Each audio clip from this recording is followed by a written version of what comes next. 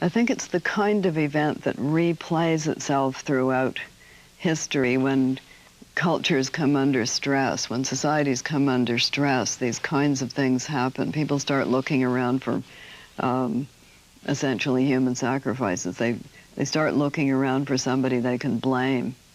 And they feel if only they can demolish that person, then everything's going to be okay.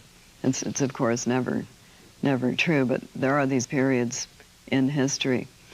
Things aren't going well, it must be the communists. Let's have Joe McCarthy. Things aren't going well, it must be them liberals, wherever it may be. Let's say China.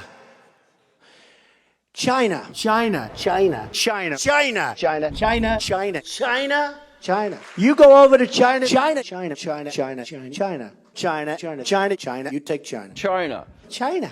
China. China. China. China. China. China. China. China. China. I've been saying China. China. China. China. China. China. China. China. China. China. China.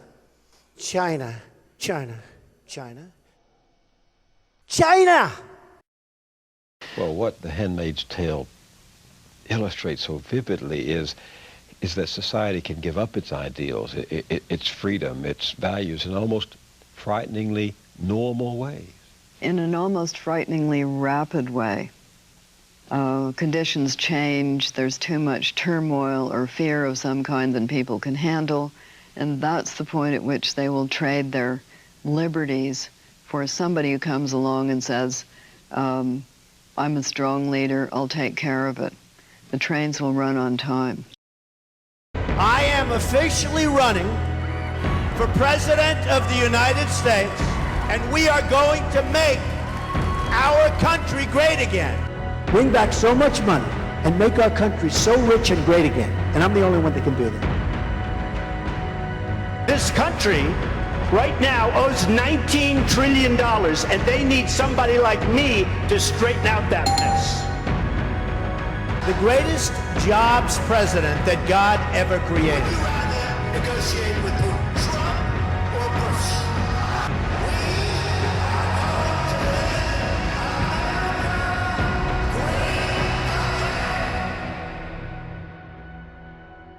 But we don't have Superman presidents. No, but we will if you have Trump.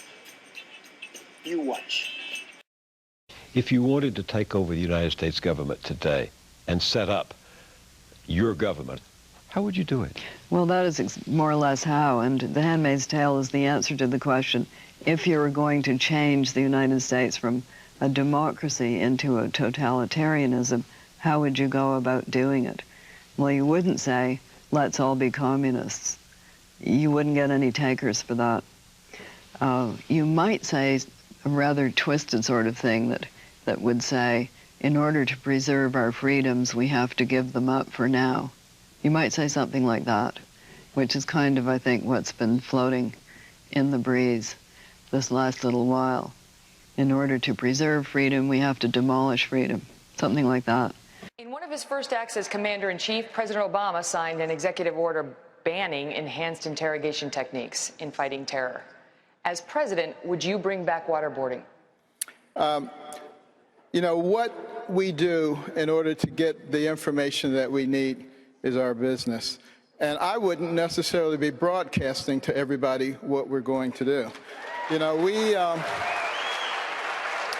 I've talked to a lot of the generals, a lot of our advanced people, and believe me, if we gave them the mission, which is what the commander-in-chief does, they would be able to carry it out. And if we don't tie their hands behind their back, they will do it extremely effectively.